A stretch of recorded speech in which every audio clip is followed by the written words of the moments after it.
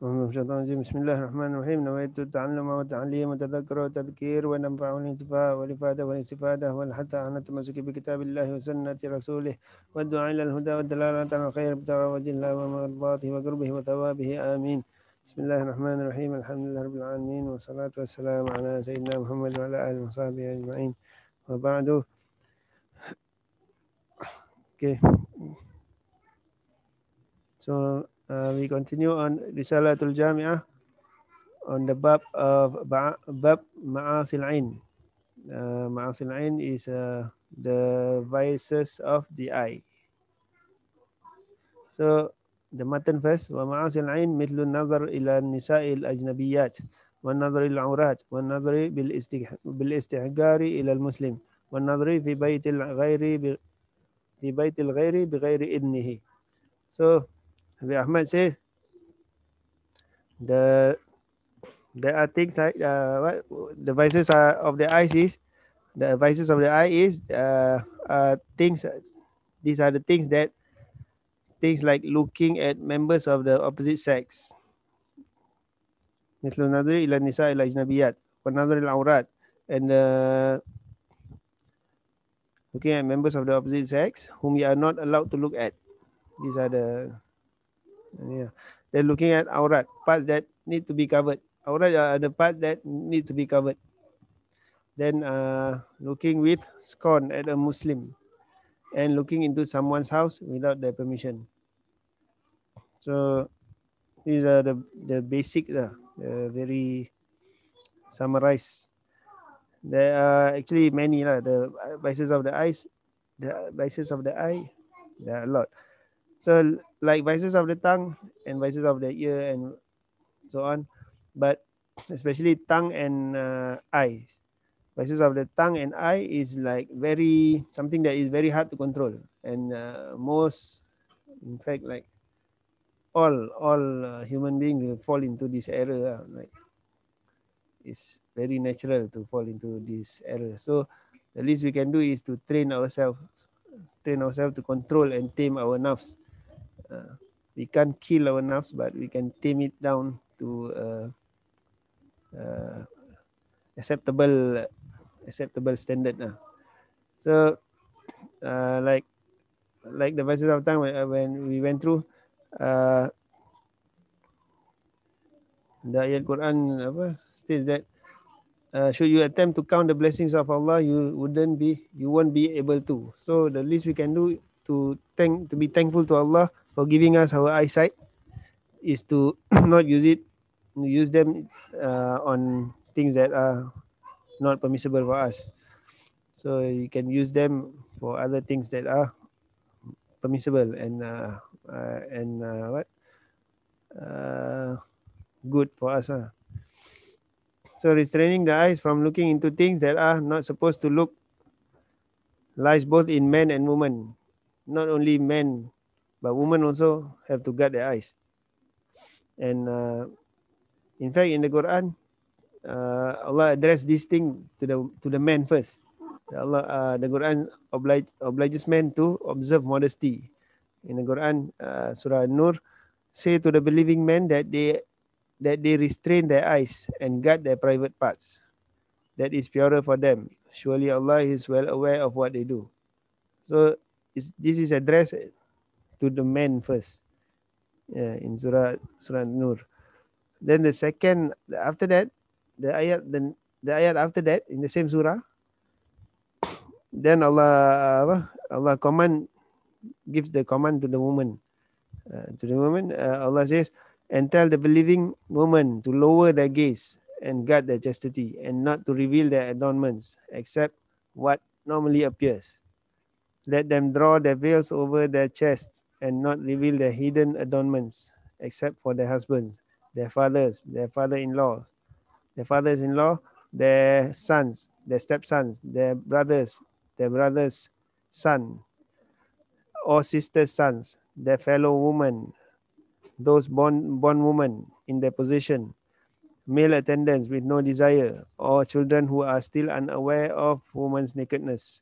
Let them not stomp their feet, drawing attention to their hidden adornments. Turn to Allah in repentance altogether. O believers, so that you may be successful. So this is the next ayat. So the first one is addressed to men, general, then to guard their eyes and their modesty and their private part. And then to the woman, same thing, but with more details, because that means it doesn't mean that women have to guard their eyes more. It's just that more things to cover.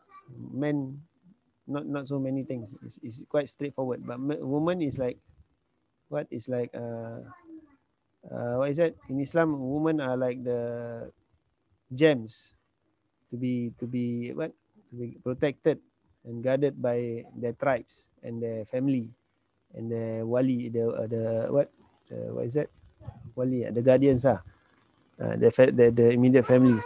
So of course more details.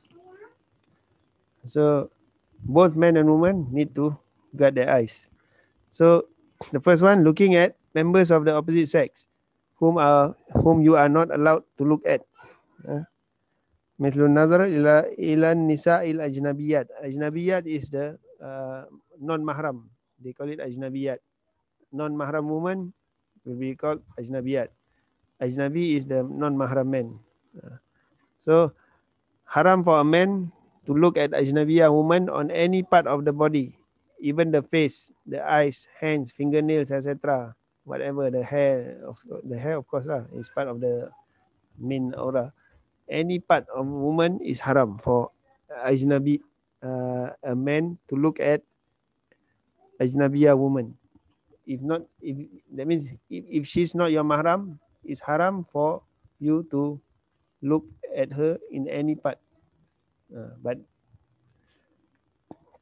of course, later nanti we address the when it is permitted, the exceptions.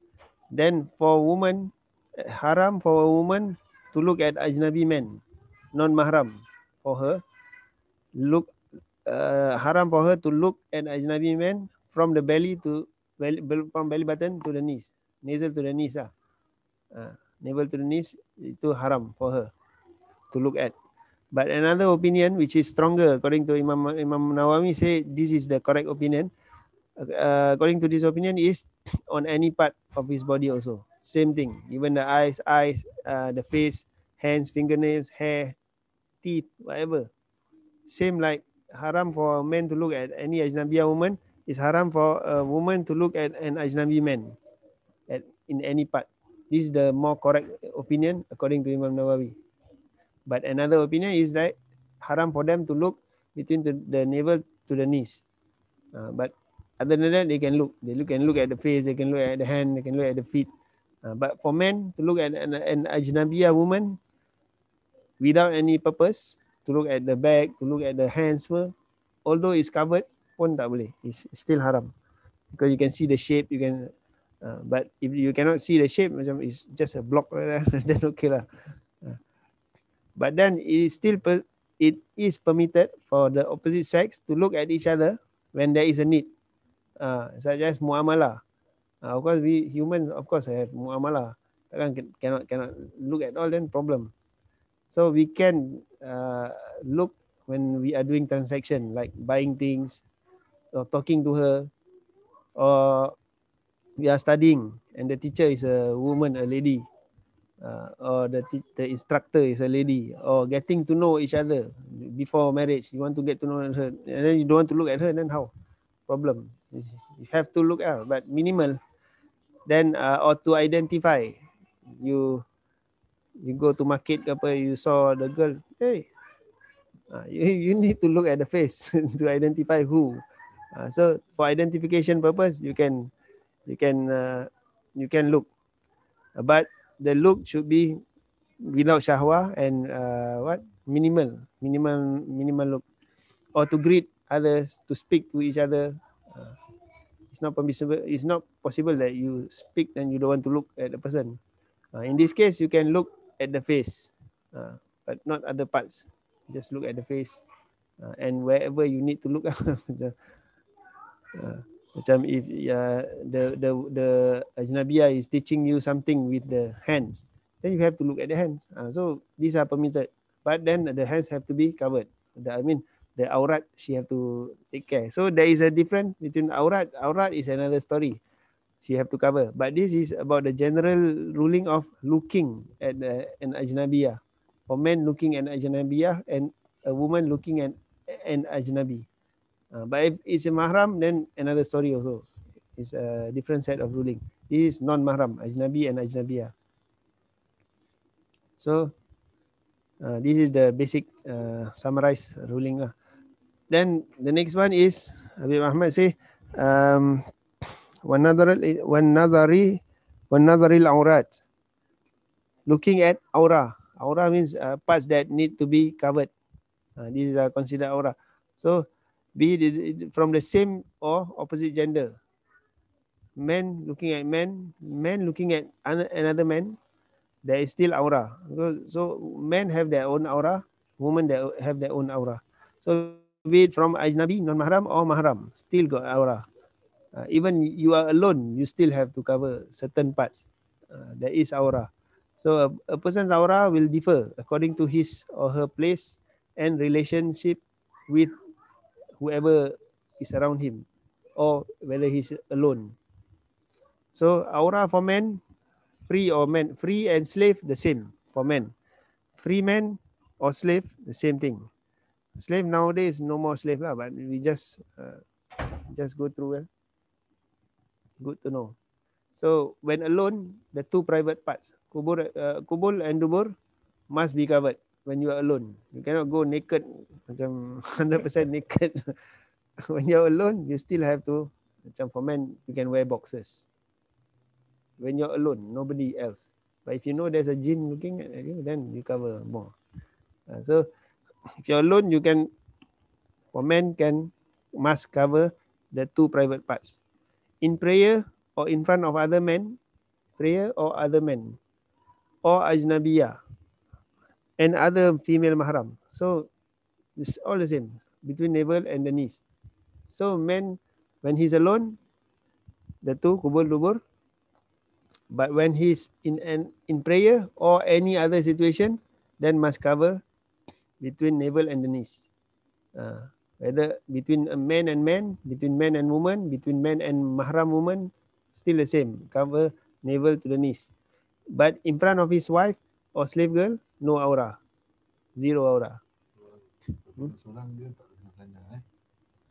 Oh, seorang. When you're alone, you cannot. You still have to cover your private parts. With the wife, no need to cover.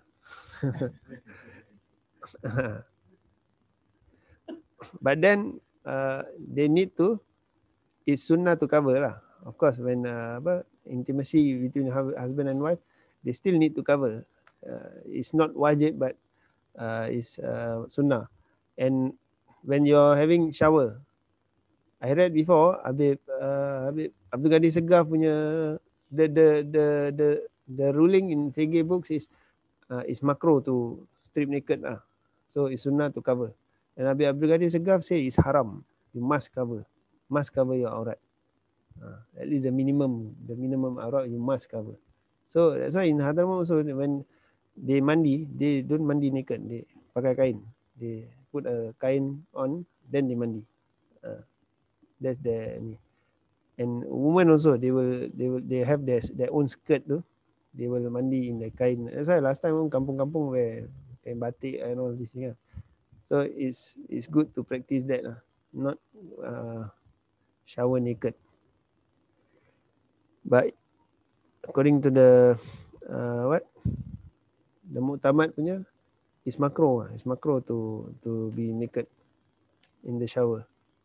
And some say haram to be naked. Because when you're alone, you're in the toilet, you're alone, right? You must cover the knee. So the man must wear underwear at least. Or boxers.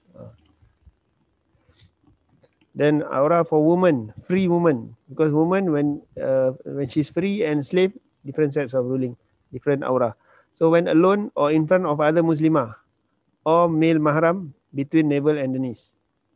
Between male mahram or between other Muslimah only, not non-Muslimah.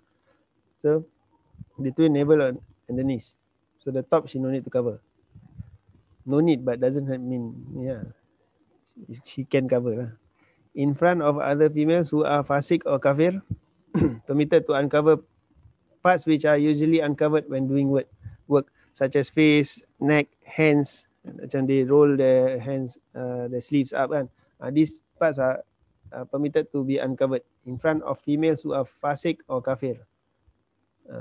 But females who are Muslimah, she can uncover more. Because the reason is this fasik, Muslimah who are fasik or kafir, they will go back and tell to their brothers, uh, to their husband. Just now I saw this Fulana, this girl, she's a beautiful girl. She looks like this, gini, gini, gini. This is actually is haram for any man to describe to a woman about another man, or a woman to describe about a man to another woman. So you cannot. So let's say you see a beautiful girl, then you describe to your friend, oh, she looks like this. Tak boleh. You cannot, because you will provoke the what the nafs, the shahwa and all. And if being told to the kafir, then they can do more worse things, more harm and all things. So that's the reason. If Muslimah, then they know that they shouldn't do that. So that's why it's safer. Then in prayer, aura for woman is entire body except for the face and palms. Entire body must be covered. And in front of ajnabi, in front of male non-mahram. Ajnabi means male non-mahram. Entire body also. That's the mu'tamad. Another opinion is that the face and palms can be uncovered, provided there is no fitnah, including if it can cause shahwah. This is Imam Ramli goal. Ibn Hajar say cannot. They say Ibn Hajar say must cover. That's why in Hadramaut they follow Ibn Hajar. It's more strict. You can uncover even the eyes also they cover. So can be Imam Ramli, but Imam Ramli say it's still aura, but can be uncovered. But people shouldn't look at the aura. Looking is another thing. Aura is another thing. So they can uncover provided no fitnah. And in Singapore, in Southeast Asia, most of them use this opinion lah. Imam Ramli cakap, you can uncover, but provided no aura, no fitnah. If there is a fitnah, like the girl is very super beautiful, macam can create problem when she uncover just the face, then she have to cover. And there is for men also, there is a sahabi, he's super handsome during Rasulullah SAW punya time, and ladies will look at him, always look at him. So he was instructed to cover his face. So he wear a veil when he goes out. To men. So apalagi woman. There is one narration about one this I can't remember the name, but he is instructed to cover his face. And in front of her husband, no aura. Same. Then last one, aura for woman, the slave girl. Slave girl when alone, two private parts. Tadi when alone for woman, same. Alone for woman, she still have to cover from navel to the knees. Not like men. Men can uncover more. But for woman, no, navel to the knees. But if she's a slave, then she can cover like a man when she's alone. Two private parts, kubur dubur. In prayer, in front of other women or male mahram, between navel and the knees. So in prayer, for slave girl, she can cover macam like male, from navel to the knees only. For slave only lah. In front of other females who are fasik and kafir, same. Can uncover a bit in whatever they uncover normally during their work. And in front of ajnabi, male non-mahram, entire body must be covered, even for slave girl. In front of non-mahram or her master. And another opinion is that face and palms can be uncovered in front of non-mahram. Non-mahram will include if her master is not mahram, but then that one is another ruling. The master's son is considered ajnabi also. In front of her husband, the slave's husband, or master, no aura.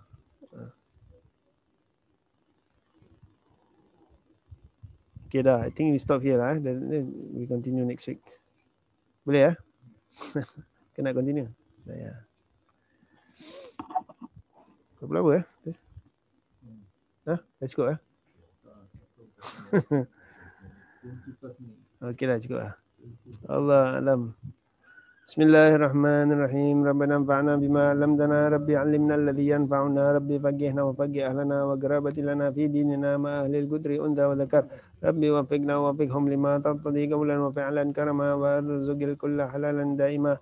وخلا أتقى علماء نحظى بالخير ونكفى كل شر ربنا أصلح لنا كل شؤون وأجر بالرضا منك العليون واقدر عنا ربنا كل الديون قبل أن تأتينا نصر المنون واغفر واستر أكرم من ستر صلاة الله تعالى مصطفى من الله حق دعانا والوفاء بكتاب فيه للناس شفاء وعلى الآل الكرام الشرفاء وعلى الصحب مصابه الغرار اللهم اهدنا بهداك واجعلنا ممن يسر في رضاك ولا تولنا وليا سواك ولا تجعلنا ممن خلف أمرك وعصاك وحسبنا الله ونعم الوكيل ولا حول ولا قوة إلا بالله العظيم وصلى الله على سيدنا محمد وآله وصحبه وسلم الحمد لله رب العالمين.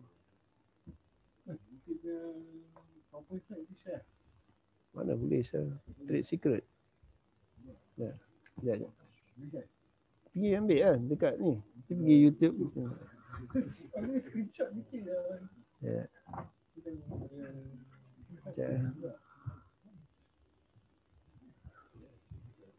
Macam nak off ni.